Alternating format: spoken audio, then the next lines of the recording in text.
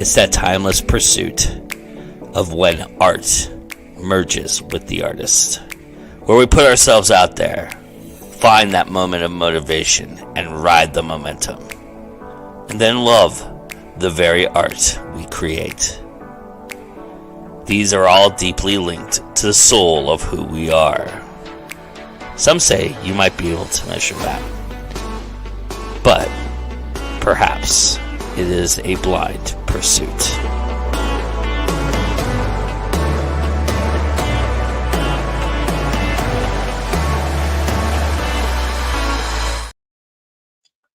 Hello, everybody. Yes, welcome back to 21 Grams. We're back for the new year, and I don't know of a better way I could start it than to have my guest today. And so, Mr. Wayne Turmel is here, everybody. Hello, sir. I can give you a list if you want a better way to start it, but I'm grateful to be here. I'm just happy to be here, man. Anita says hello. Hello, Anita. Hello, Anita. Well, you're here now, so we might as well just go ahead and do this. So it's too late to change it up, man. Yeah. So why don't you tell everybody a little bit about yourself, if you don't mind? My name is Wayne Turmel. I am Canadian by birth, but I've been here 30 years, so I'm legal as a church wedding. I have written 16 books. 10 of which are nonfiction, businessy, very straight-laced, grown-up kind of stuff. But I've written 6 novels and a bunch of short stories in a variety of genres because I've got literary ADD. And I live here in Las Vegas, and I'm digging it. And to everybody who's snowed in and sleeted in and stuff today, I'm sorry. Yeah. We were kind of commenting about that off the air about people having their snow days and having to be stuck home from work and well, I actually feel bad because my day job is around leading remote teams and doing remote work, and I feel like I'm largely responsible for the death of the snow day. It used to be you could call the boss and go, "Oh man, the roads are awful. I can't do it. Sorry. Yeah, I'll try to be on that conference call, but what am I going to do?" And now there's no excuse because you can do all your work from home and they expect you to. So again, I'm sorry. Well, I don't think it's you. I think we have to blame a certain pandemic for that discovery of that. Hey, people can work from home and they don't have to actually go into an office, but. Yeah, I was standing on that corner a long time before COVID came around. No, but still, I think there is a little bit more universal acceptance now because of that. You know what I mean? Yes. So, it's funny because you and I've had several conversations over the years, and it's usually centered around a certain liking and and a supernatural phenomenon that you've managed to write a whole entire series about. But, there's a whole other element to the way you write and what you write. And obviously the nonfiction stuff is part of that as well, but, as a whole other element. But there's a historical fiction, kind of mystery thriller element to your repertoire. And I kind of wanted to, if you didn't mind, kind of go into that today because I don't think we've really talked about that much, you and I. Oh, no, don't make me sell my backlist. Oh, heaven forbid. Oh, no. When do you, I find that when people are fascinated by history, it's usually something that happens early on in their life. Would you say that's fair for you? Were you somebody who was always enthralled by history? Oh, yeah. I was always a history geek, and I grew up, I guess I was the last generation of boys who read boys' stories, Treasure Island, The Three Musketeers, even Lord of the Flies, but all of that stuff took place in the past. Like, I'm a firm believer that swords are way cooler than guns. Any story that happens with a sword is inherently cooler. And so I was always fascinated by history, and being Canadian, we don't appreciate our own history, so we grew up studying everybody else's, unlike Americans who don't study any place that isn't shooting at us at the moment. uh, Suddenly the history of Afghanistan is fascinating. Right. So, and being part of the Commonwealth, the British colonial times and all of that stuff. So I was always fascinated by it.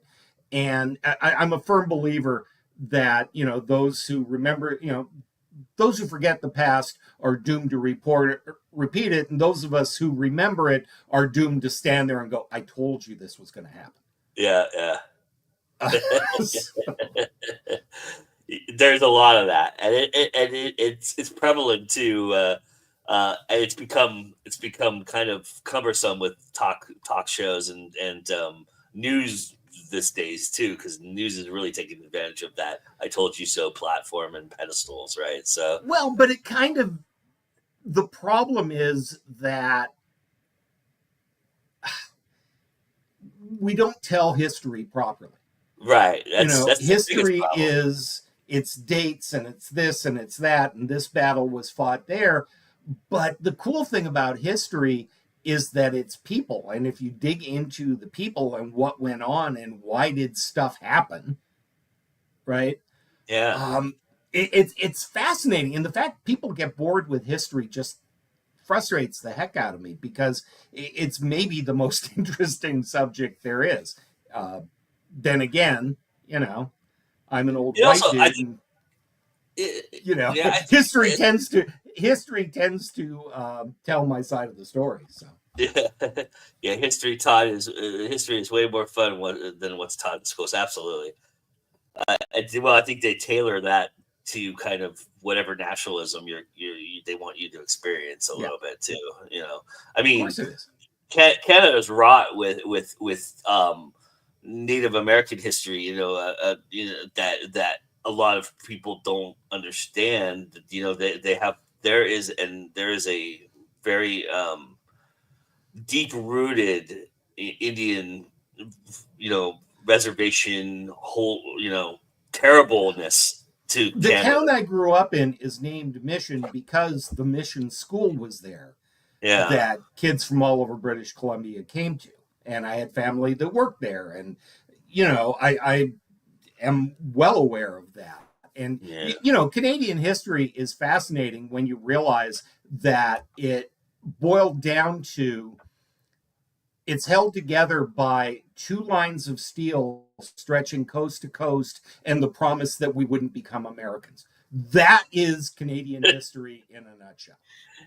Was there ever like a royalty stream with Canada? Did royalty ever try to infiltrate?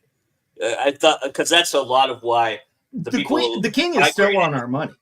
Yeah, the king is still on our money. We technically in Canada, and I say we, I haven't been there in 30, haven't lived there in 30 years, but technically, Justin Trudeau handed his resignation today to the Governor General, who is the King's representative in Ottawa. There are all these vestiges of colonialism that basically, I think the last time the English throne, and this is getting really geeky, the last time the English throne actually interfered in Canadian government was like 1938. It's been a while. They suckered us into World War II earlier, and since then they've kind of let us do our own thing. Well, you had Prince William, right? Was it Prince William and the Duchess of York who kind of hid out in Canada for a while, and because they didn't want to be you got to remember, Canada's the second biggest country in the world with a population the size of California's. So if you want to hide, it's an objectively good place to lay low. A good Canadian. And if you're in the arts in Canada, I guarantee you'll never be discovered. So it's a pretty good deal. I mean, that being said, your books don't necessarily touch on Canadian lore as much as they do.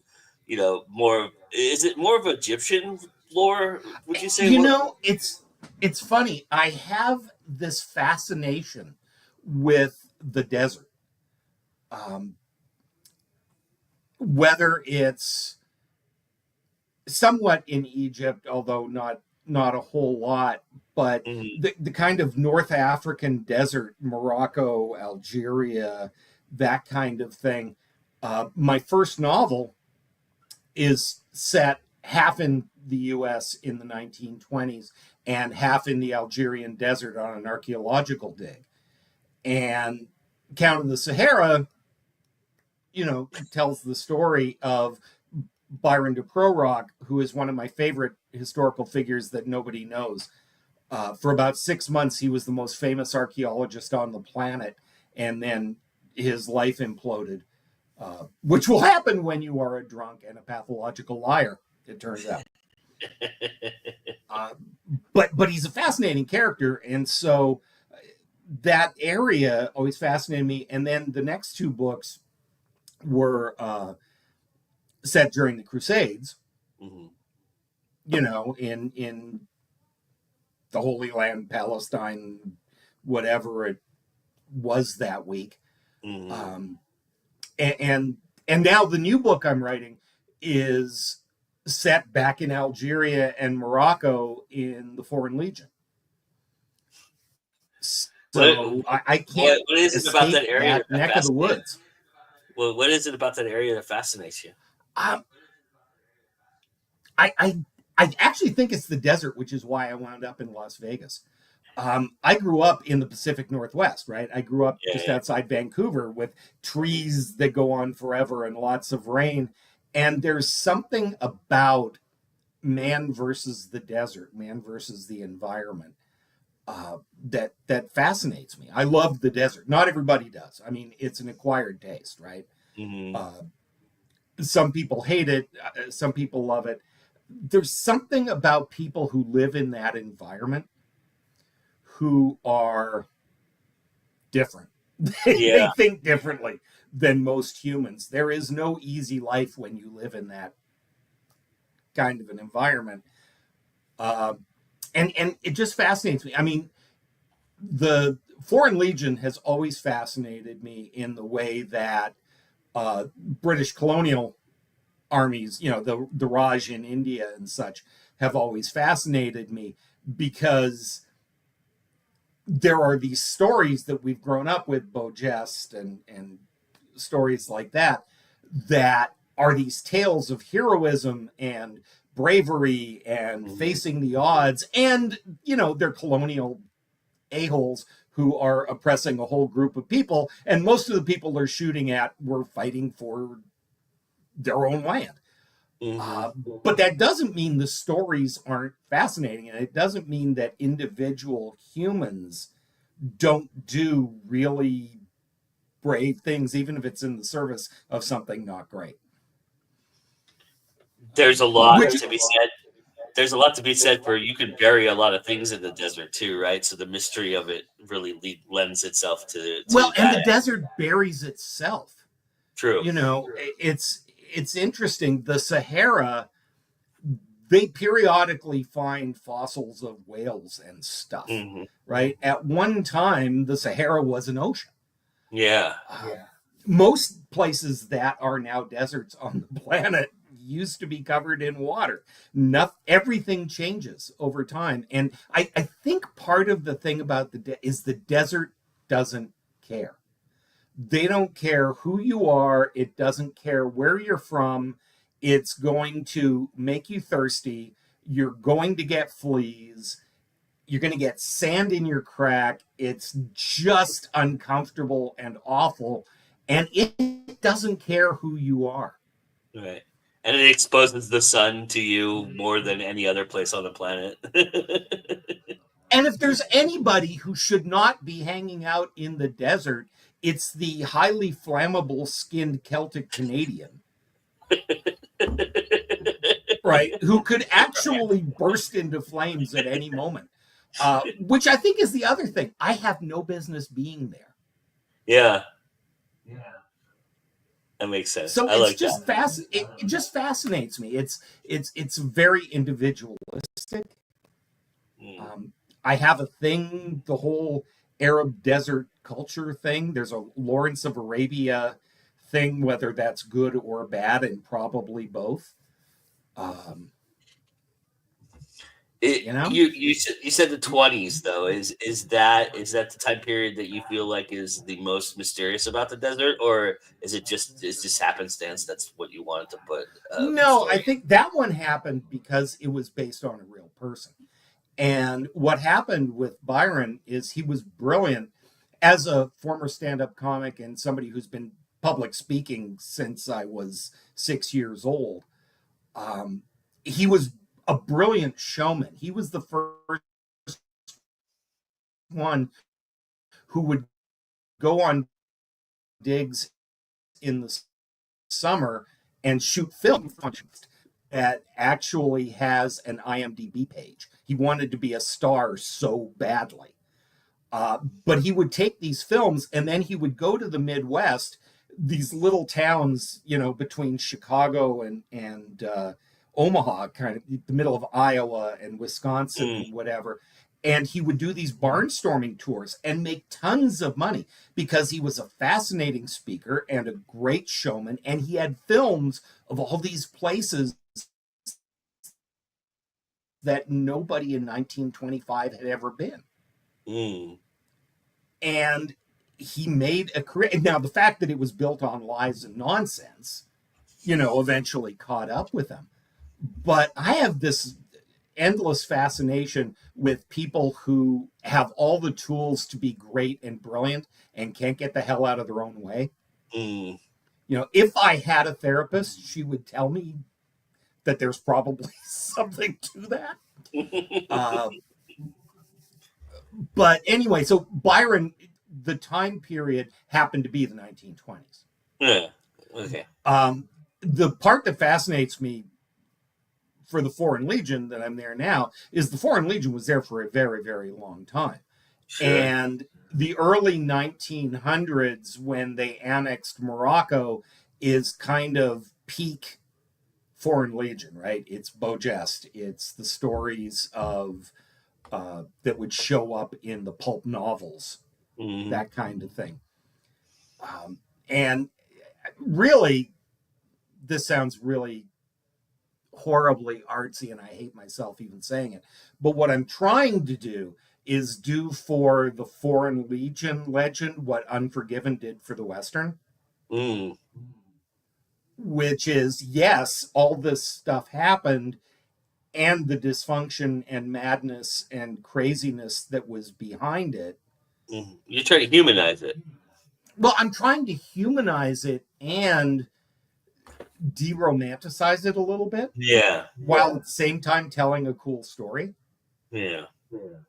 Um, I mean, since this is supposedly about the artistic vision and all that good stuff, I appreciate that. that's what I'm trying to do. And it's interesting because it's the first novel I've ever written that is in third person. Mm. Everything I've written is in first person before now. So there's about 10 things I'm trying with this book that I may or not be able to accomplish, but what the hell? Is that was that the design you wanted to go for, or is that just how it happened to kind of play out for you a little bit when you started writing it? I knew that I didn't want it to be first person, Mm-hmm. and there's a giant spoiler reason for that. Not that anybody is going to remember by the time the damn thing comes out. But You it, don't have to tell us. Please don't but tell us. it wouldn't work in first person. Mm. And so and I never tried a full length novel. Count of the Sahara is kind of split. Part of it is first person, and part of it is the flashback in the desert. But the books in the Crusades, the Luca Lapou stories, Luca is a 10-year-old boy, orphan, caught up in the Crusades, and everything's through his point of view. It's very like Kipling's Kim Mm-hmm. in that regard. But it's told through Luca's voice. And then the Johnny Lycan books, of course, Johnny is first person because Yeah. it's a detective story, and that whole detective noir Raymond Chandler thing kind of works, and it's fun. But as a writer, I'm trying so many different things with this book, and it's either going to be the best thing I've written or a complete car wreck, and the jury is out. If you ask me today, it's a car wreck. There are parts of it I think are actually really pretty good. Nice. What did you learn about the Foreign Legion that you didn't know? What did I learn about the Foreign Legion? That the history of the Foreign Legion to me is fascinating because it's this notion of the French were doing something that politically they knew they couldn't do without creating problems.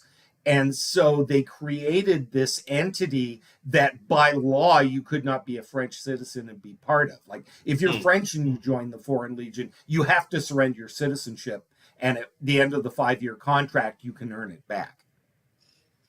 But at the time, there were so many countries in Europe that were all constantly at war with each other. And you had all these soldiers who,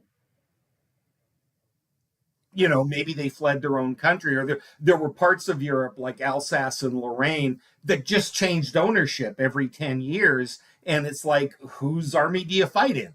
I'm French this week and I'm German next week. And, you know, whose team am I on?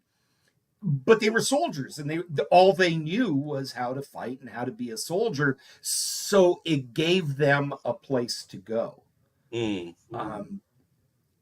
It's also, by the way, the French Foreign Legion, and this happened primarily when they were in what is now Vietnam. They got to the point where they just hauled their own brothels around with them.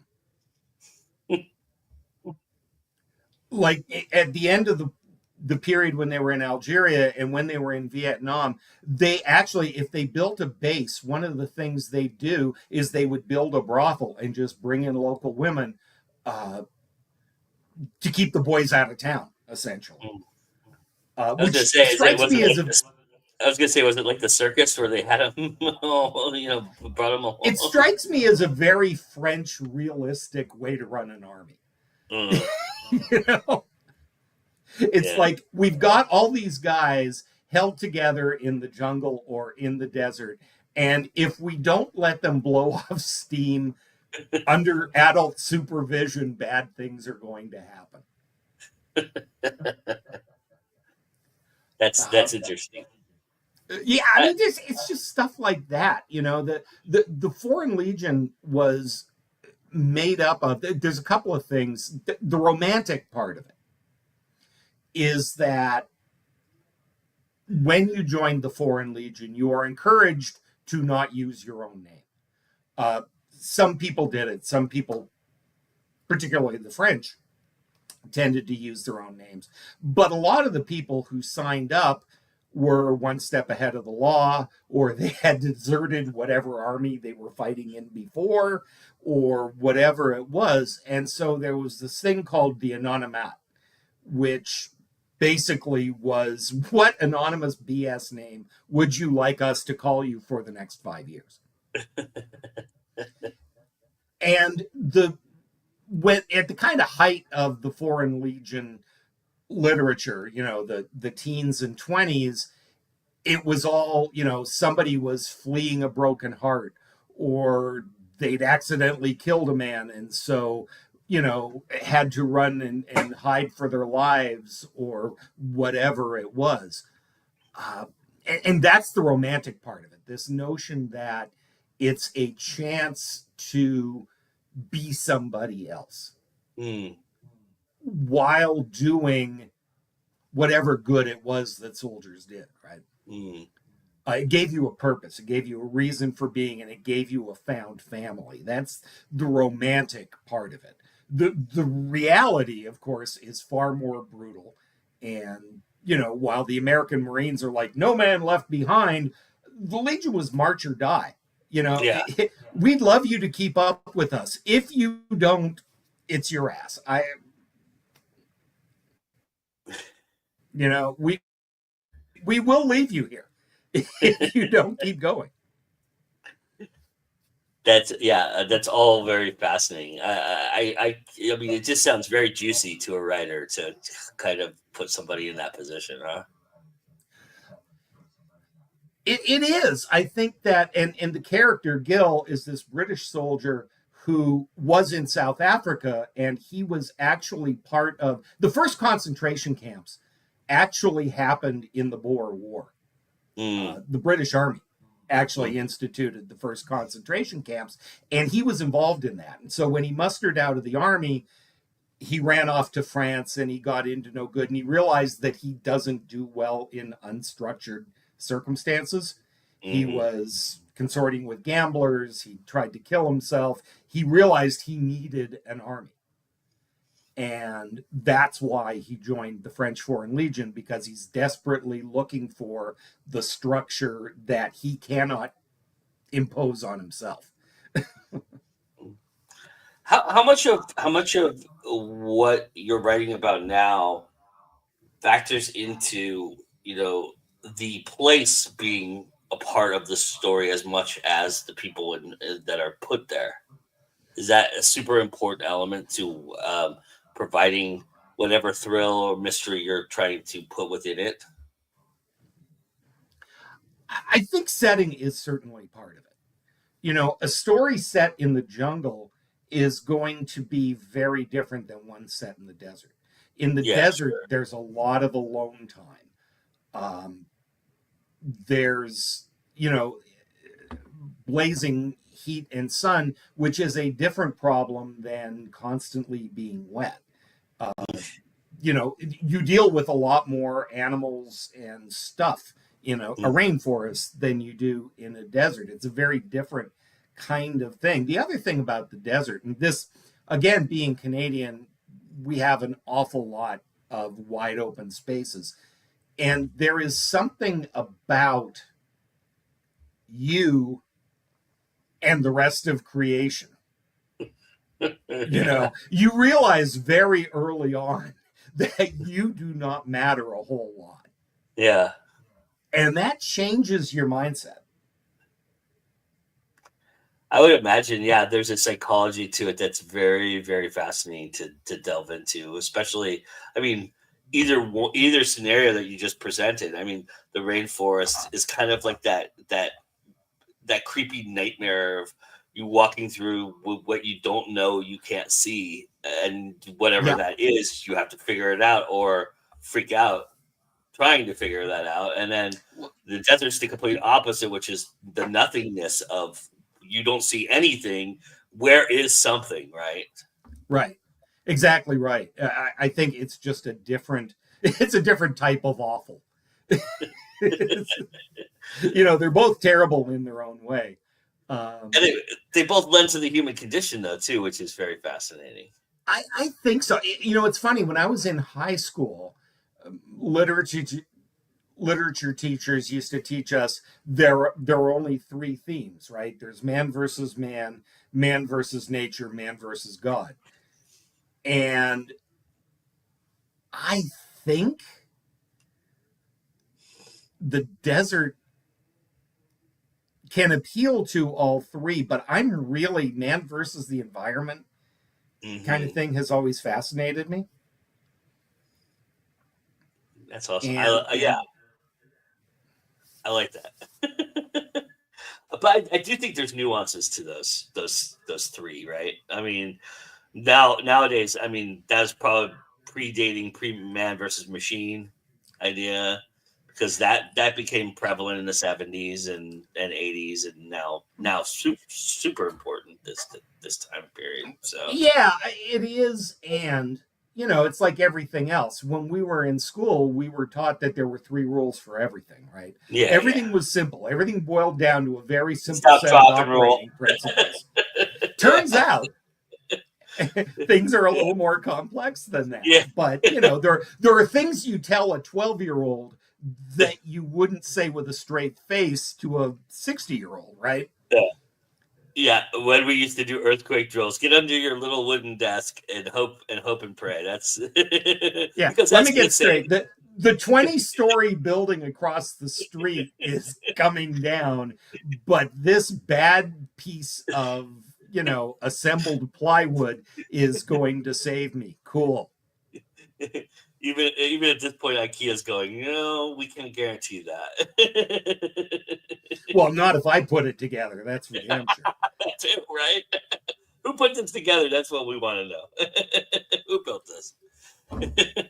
Yeah, it is kind of absurd, and along those lines, that's what we were talking about earlier. Is that the way we teach history is absurd, and so, do you find with that idea that maybe there's a little bit more responsibility to be a little bit more? I know you're telling a fictional story, right? But right. There's got to be some authenticity and accuracy that maybe historians of that time period or people who study that might appreciate. That is the tightrope you walk with historical fiction, because it needs to be grounded enough in the truth that, especially if you're using real story people, makes sense. Well, right. And I tend not to do that. And the reason I tend not to use real people, my first book was an exception, but I tend not to use real people because this is, again, Wayne's little dilemma. I don't care about kings and lords, and I don't like rich people. There, I said it. I don't care about their stories. Like stories like Succession hold no appeal for me. I don't care. When I wrote the Luca books, Acra's Bastard and Acra's Orphans, I remember I was struggling trying to get a hold on the character, and then there was a famous picture that came out of a bombing in Aleppo, Syria, with a little boy in the back of an ambulance, just looking shell-shocked and bloody. Famous photograph. And I went, that is who I'm talking about, right? I don't care that Lord so-and-so's second son, who's a knight, came out to do all this stuff. What I care about is, what about the 10-year-old kid who's stuck in the middle of it? Right? That's the story that fascinates me. And often they're the collateral damage to all of it. They're the collateral damage, and they're the stories that don't get told. We get told about the knights and whatever, and it's cool. But again, swords are cooler than guns, right? Give me a good joust anytime. But what about the people that you don't hear about who have to live in those circumstances? Even in a strange, the Johnny books, the only rich people are the evil ones kind of pulling the strings and doing stuff. All of Johnny's friends, all of the cool characters are regular folks. Yeah. And even in Count of the Sahara, while Byron de Prorock is the main character, the story is mostly told by this 18-year-old German-American kid who's his sidekick and equipment schlepper. And we're seeing the world through Willie Braun's eyes. And he's seeing this world that Byron lives in of money and wealth and power, but it's a very outsider look at it. Which tends to be the one that pays the most attention, though. So, you see so much more at that level. There's a great quote that I use a lot in my business training when we're talking about culture. We're talking about corporate culture, but Marshall McLuhan said, "I don't know who discovered water, but it wasn't a fish."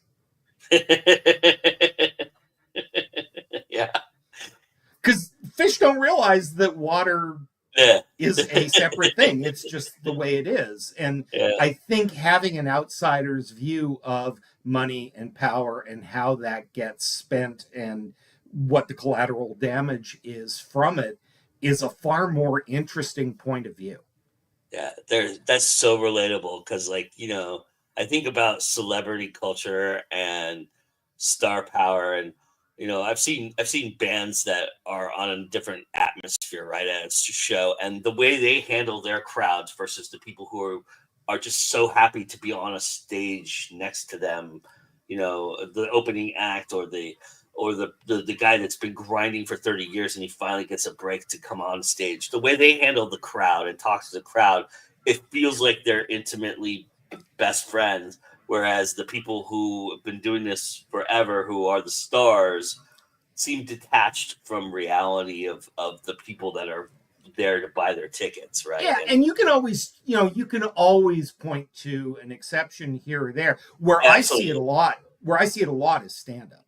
Oh yeah, Where the first or second special that somebody does is absolutely hysterical, but then they become part of the mainstream, and it's Aziz Ansari talking about hanging out with Kanye. Well, nobody cares. Nobody can relate to that. Yeah. I mean, I look at people like Jim Gaffigan, for example, who is not everybody's cup of tea, but he's still funny. His stuff is still super relatable, and it's super grounded and focused, as opposed to somebody who's like, well, I was at this party with, nobody cares, right? Nobody. The pain of having to fly first class, you poor bastard. Yeah, even the show that Aziz did when he was off their sides, he went to Italy to hide out, right? And it's just like, yeah, that's relatable. People just go to Italy on a whim. We just do that as one does. Yeah. Which, I mean, I'm nothing against that. It's a great show. And God bless anybody who can make it work. I'm just saying, objectively, for me, with any there's artist, a disconnect. There's a disconnect from us and them in a lot. There is a disconnect, and their early work is usually the most interesting. Mm-hmm. Yeah, it may not be the technically best. I mean, I remember when Acra's Bastard came out, and somebody said to me, I like this book even better than I liked the first one.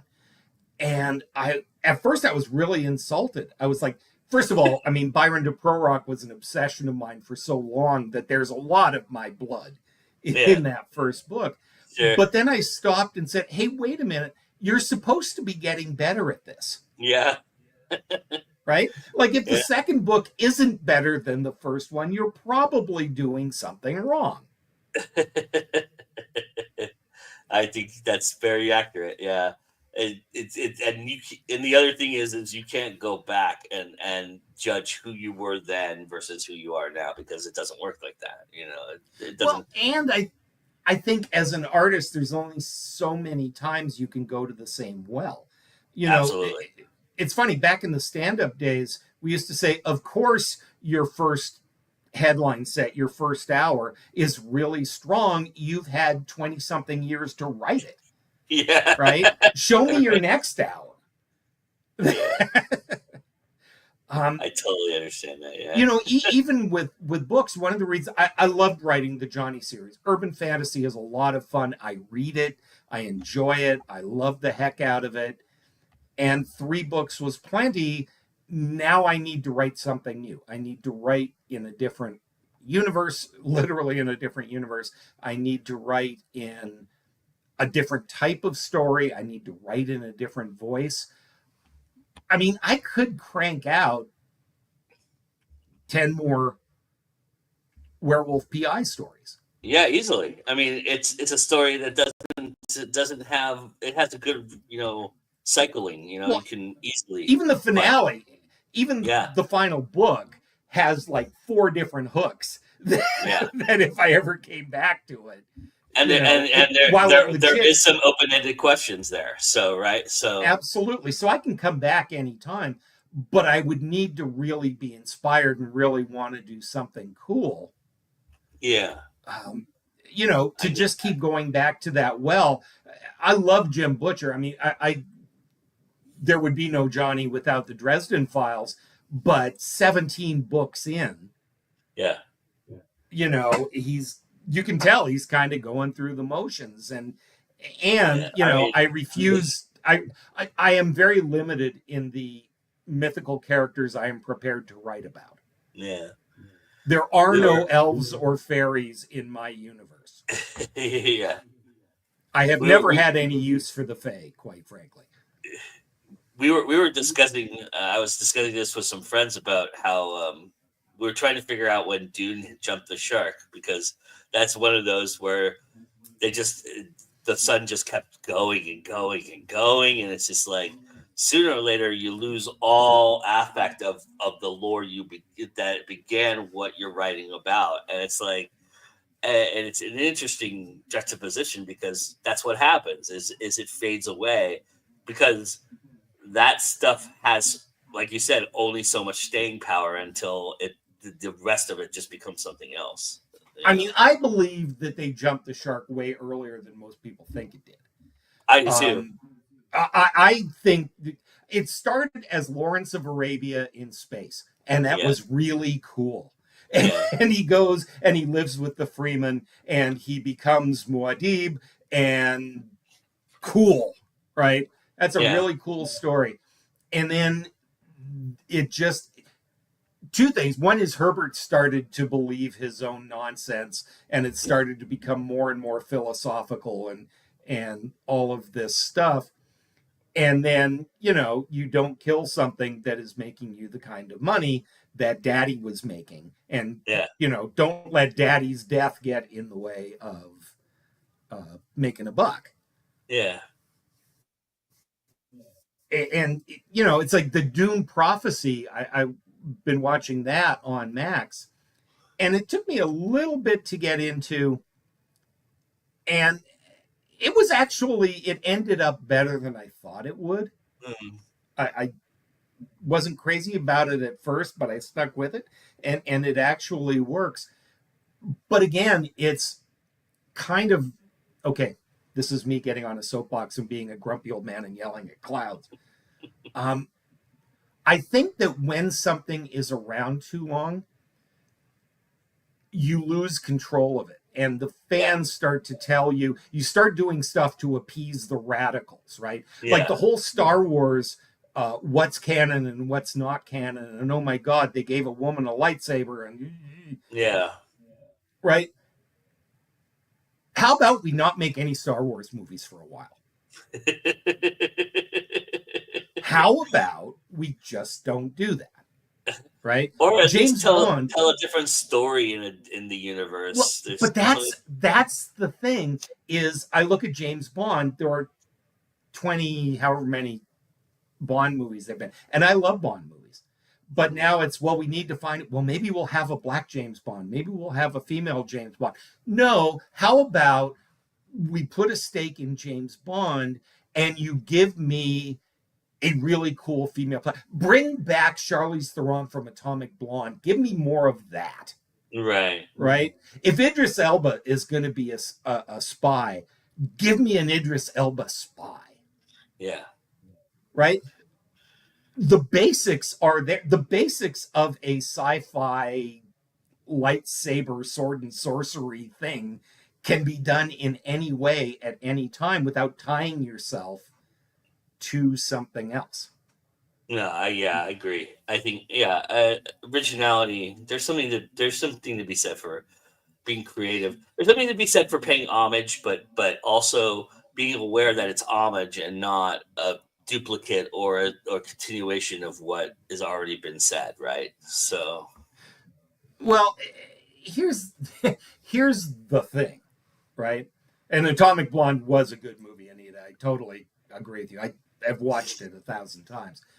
Um, and we know, right, as in publishing, publishers want to publish what they know works. In Yeah. movies, I was at the movie theater this weekend. We go almost every weekend. We see pretty much everything. And, the new Bob Dylan movie with Timothy Chalamet had 5 showings a day in a really small theater, whereas Moana 2 was playing 5 times an hour, Yeah. right? In 4 different IMAX versions. In 4 different IMAX versions. And by the way, there was Wicked, and then there was Sing Along Wicked, so Right. that took up 2 of the really cool theaters. Right. Um, but this is, it's always been art versus commerce, right? That's Right. always been the case. But I think, especially with film and even with publishing, people are so afraid to take risks, especially with film, because you can't release a movie with $200 million and be happy if it makes 100 million. You can't do that, right? You don't stay You in can, business but that way. you have to have a backup plan that has something that would make the money back, right? And a So really good accountant yeah, who does not care much for things like ethics, morals, and right, paying people their royalties. right, Um, so it's always been the case. I think the yeah, stakes are so much bigger now, especially in film, that people are afraid to do anything that, like, they're remaking movies that are only 20 years old. yeah, We don't need a reboot of a movie that we still remember. yeah, And if you are going to reboot them, don't reboot the good ones. right, Reboot the ones where they completely screwed the pooch and messed it up, and give me a new take on that. I'm all about that. Don't yeah. remake one of my favorite movies and expect me to love it. Yeah. And the funny thing about that too is that there is something to be said for the artist who is behind that aspect of it.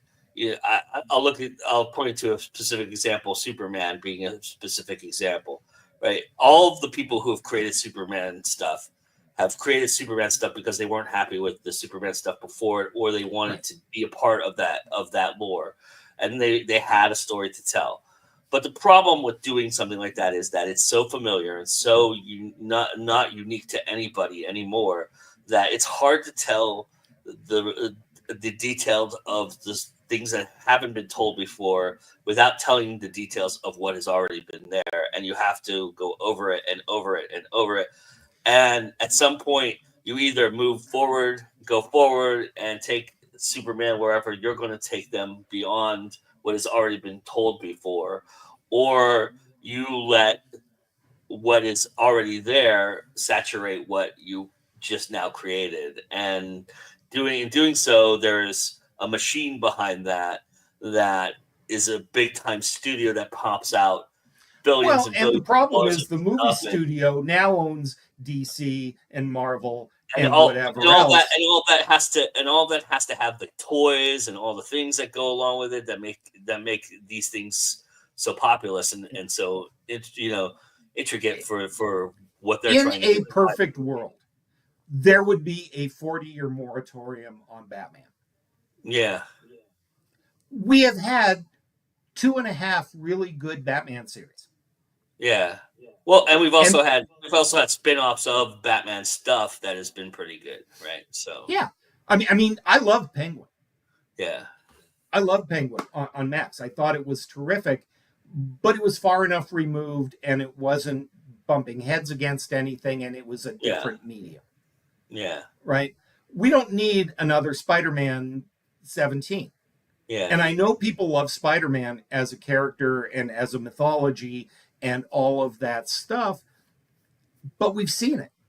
yeah, And what are you telling me that we don't already know? I mean, the thing about the new Superman movie is I don't know if you can do a Superman movie in 2025 because the world is such an evil, dark place. And we're so jaded and we've seen it all that what they're trying to do with the new movie, and I love this, is make it hopeful and it's optimistic and yeah. it's a very positive kind of vibe as opposed to dark, brooding Superman sitting in the cave. Right. Um, Yeah. I dig that. I wish them well. I hope it doesn't suck. Um, but Yeah. who knows? And and you get that in books. And like I say, I love Jim Butcher. I love Dresden. I think the world has seen it, Yeah. right? Um, And I can't begrudge him doing that Yeah. because a brother's got to make a living. I mean, it Yeah. was easy for me to stop Johnny at 3 books. I didn't have a big ass contract and a movie deal and a bunch of people depending on me cranking this stuff out. Right. I mean, when I wrote the Lucas stories, Acra's Bastard was originally a standalone. I don't know if I ever told you this. Acra's Bastard was originally a standalone book. And at the end of the book, there was an epilogue of Luca as an old man looking back on his life and whatever. And my daughter read it in an art version and said, "If this is how it ends, I am going to put you in a home and never visit." Hence, Acra's Orphans was born. And I legitimately think that line for line, Acra's Orphans may be the best book I've written. I think the history is solid. The adventure is solid. Luca's a cool character, and the subsidiary characters rock. I'm really, really pleased with Acra's Orphans. And there's no third book in that series, because historically, there's like a 15-year gap before anything else cool happens, which means Luca's no longer a kid and whatever. And the other thing was, I wasn't investing a year and a half of my life writing a book for a series that I can't give away with a free puppy. Yeah. Yeah. It just wasn't a good ROI to do another Luca book. Yeah. Yeah. As much as I would have loved to, even if my literary ADD had permitted me to hang in there for one more book. It just didn't make sense. Well, I mean, we'll just have to appreciate what we have from you, and that's how it goes. So, that's how. Well, that's how I really hope. I really hope. I mean, first of all, thank you for the support that you've given to the Go Indie Now community and to me. Putting Johnny on your best of list was very kind, and I appreciate it. What I hope, and this is counter to the way the world works, because we know you're supposed to pick a genre and stay in your lane and do tons of series and all of that good stuff.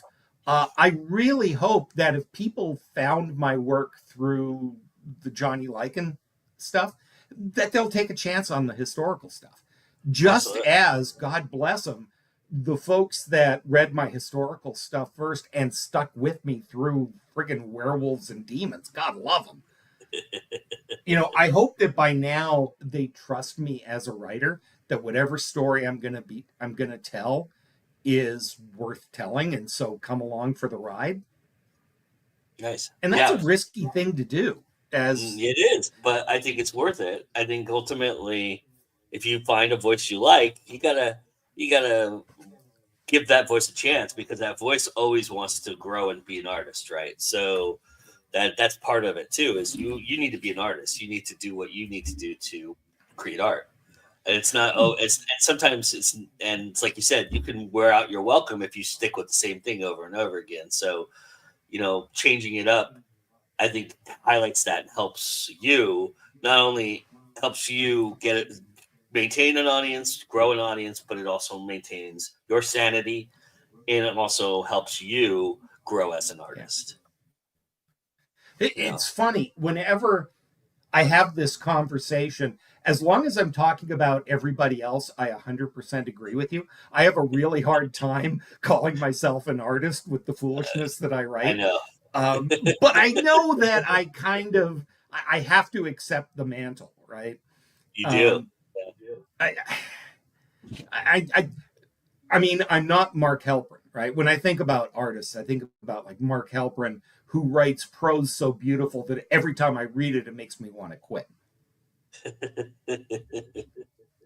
Well, there's those parts too.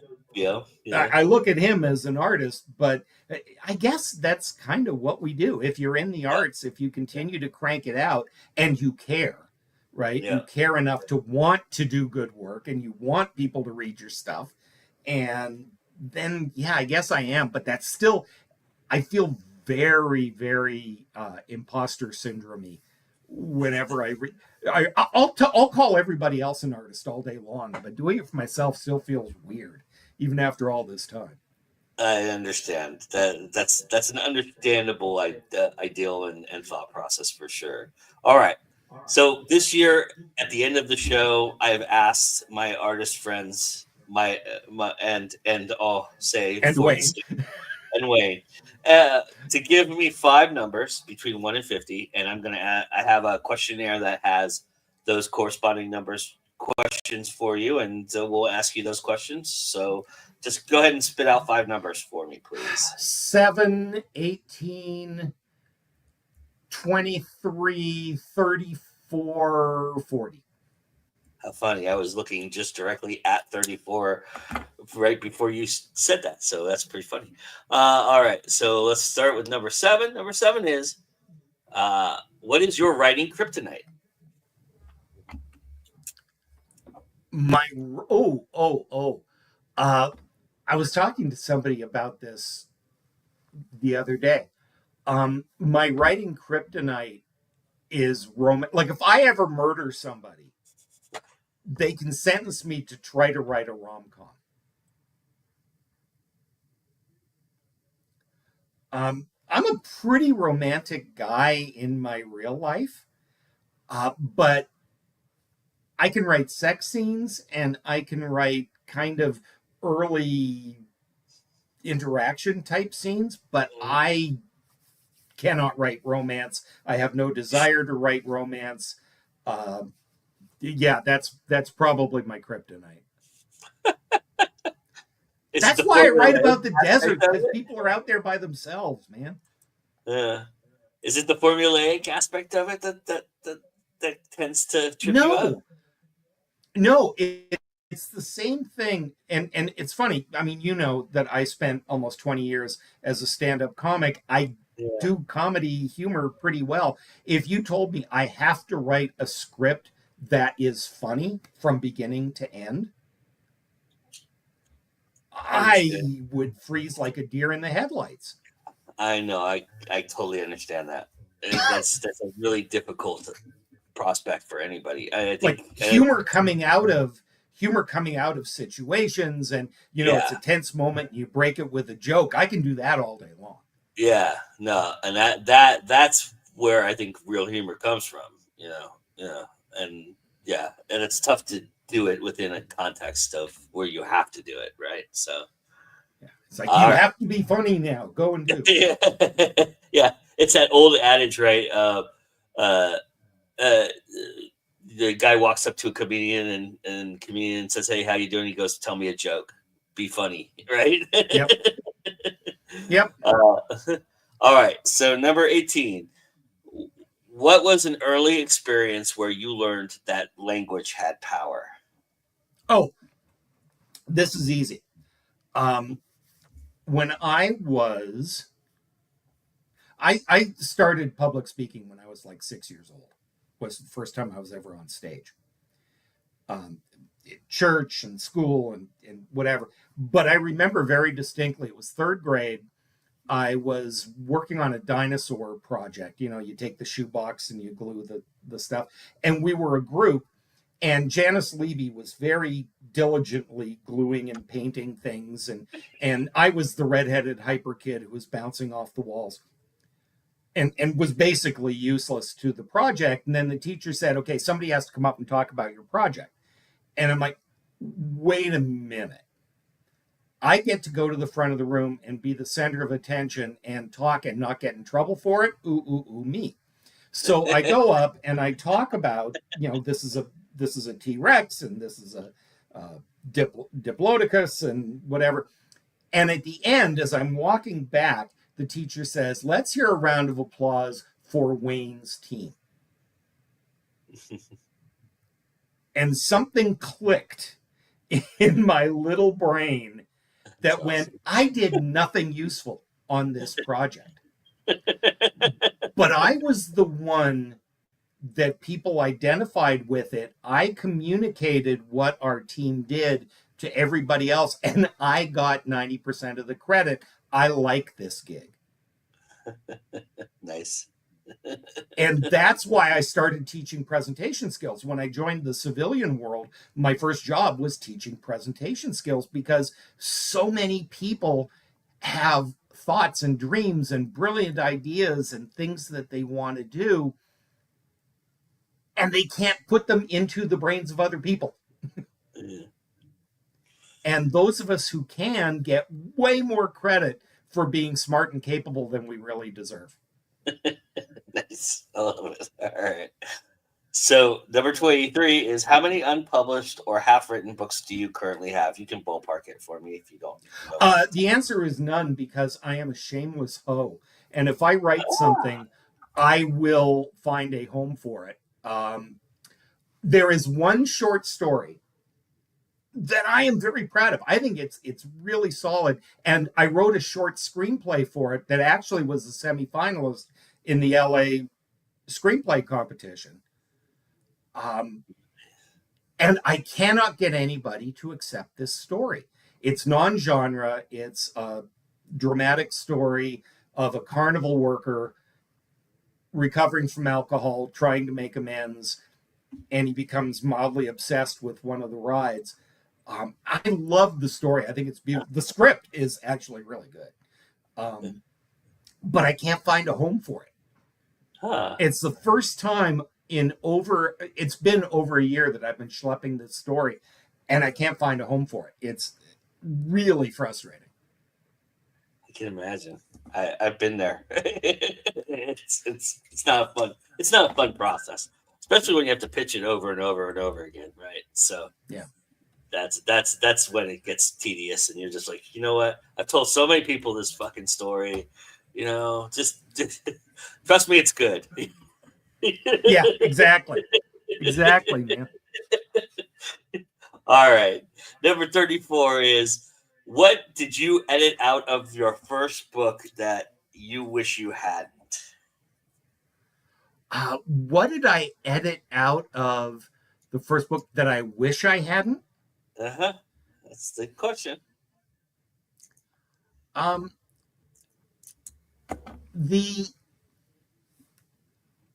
The Algerian expedition that makes up half of Count of the Sahara. There are 4 books on my shelf, I'm looking at them right now, that document that trip. And one of them was written by the guy who the university sent on the trip, a guy named Alonzo Pound, was sent to make sure the university's money got well spent. And Alonzo had some great stuff that I just couldn't do for space and time and sanity. So he comes across as a little bit of Jiminy Cricket when he was more interesting than that. That's a tough call, right? That's a tough call to make, because that you fall in love with certain things you write, and certain characters you write, but then you realize that they're not that important, or that information is not that important, and you had to cut it. And historical fiction is a landmine field, right? For that, because you spend so much time doing research, and there's all these cool facts and things that you want to put in there, and you go, oh, how can I mention that? And bad historical fiction, you can tell, especially with new writers, you can tell because there'll be a page and a half of really interesting facts that have bugger all to do with the story. Right. Yeah. A lot of folks write novellas to counteract that too. Was there ever a thought for you to write a novella to counteract that? No, I don't think so. I mean, first of all, I'm not a historian. I don't have a degree in anything. So all the research that I've done has been self-imposed and choosing which rabbit hole I want to go down. Understood. And there are certain things that you can get away with and certain things you can't. What I have learned is the 2 things you cannot get wrong are weapons and horses. If you have him use the wrong rifle or the wrong type of ammunition, you will hear about it. Yeah. You can have Napoleon dancing with Cleopatra and nobody cares, but if he's used uh, the wrong ammo, you will get nasty letters. Understood. Yeah. No, and horse people are crazy. So I can Yes. totally understand that. All right. Number 40 is, what's a book you've read that changed your opinion about fiction? Book that changed my opinion about fiction. It could be good or bad. I don't care. You can There are interpret two, and they are completely different. Geek Love by Catherine Dunn, which was just a stunning, oh my God, I can't believe you can write that. And is completely unfilmable. Like, I would give my eye teeth to have somebody try to make a movie of that book. It would be a complete car wreck. But God, what's a heaven for, right? If a man's reach shouldn't exceed his grasp. I would love to see somebody try to make something out of Geek Love. But the other one is A Winter's Tale by Mark Halperin, which, if your only introduction to that is the movie, I am so sorry for you. Right. What happened is, before I started Count of the Sahara, I had this massive dose of, you're not a good enough writer and you don't know enough. And Esquire magazine had 75 books every man should read. There was a list. And I had read a fair number of them in my years. I think I was 50 when I started. And so I read through the rest of the list, and some of them are books that you would know of and others you had never heard of.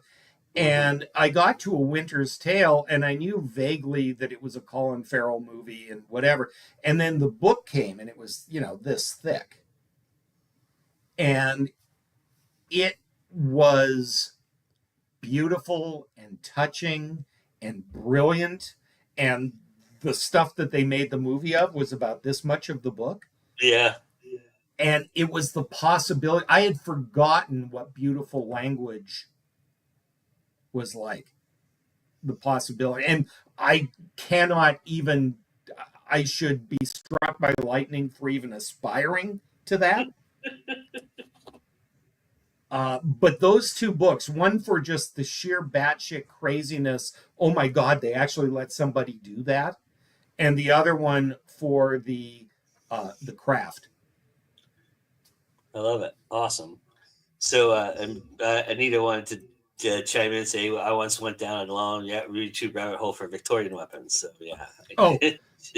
Oh, and of course, like all writers, let's pray Homeland Security never finds our search history. Yeah, especially right now. Well, I'm a citizen now. There's only so much they can do to me. Nice. Awesome. I love it. Well, Wayne, this has been fantastic. Thank you so much for the opportunity to talk to you. I waxed poetic about history because I knew you would be the right guy to talk about that with. And so I really appreciate that opportunity. And thank you, sir, so much. Tell everybody where they can find your stuff, and especially, let's get some eyes on that historical fiction. Look at the back catalog, damn it. At the end of the day, WayneTurmel.com is my website. I interview authors, a fair number of whom are historical fiction authors. And since I'm kind of shifting back in that direction, more of them will do that. So it's a good place to find good work. Their books. It's Amazon is probably the best place. Certainly for my back catalog, you can get them at other places, but it's just easier, frankly. And if you're an ebook reader, it's really the only place to go. But look up Wayne Turmel. The three that are currently out there: Count of the Sahara, which is 10 years old this year. Nice. Which is crazy to me. And then Acra's Bastard and Acra's Orphans. And Acra's Bastard needs help because I literally cannot advertise on Amazon for those books, because they contain a bad word, even though it's a grammatically correct word about a child with no parents. They will not allow me to advertise. So let me do this now. If you want to spit in Jeff Bezos's face like you need another reason, check out Acra's Bastard and Acra's Orphans. Nice. Yeah, please do, everybody.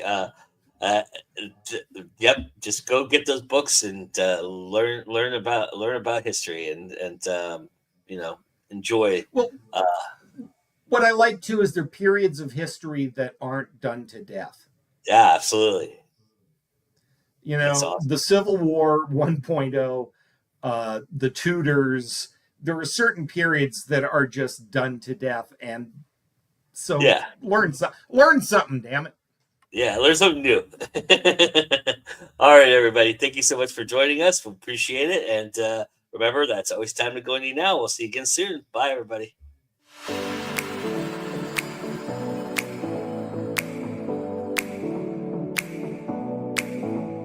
It's that timeless pursuit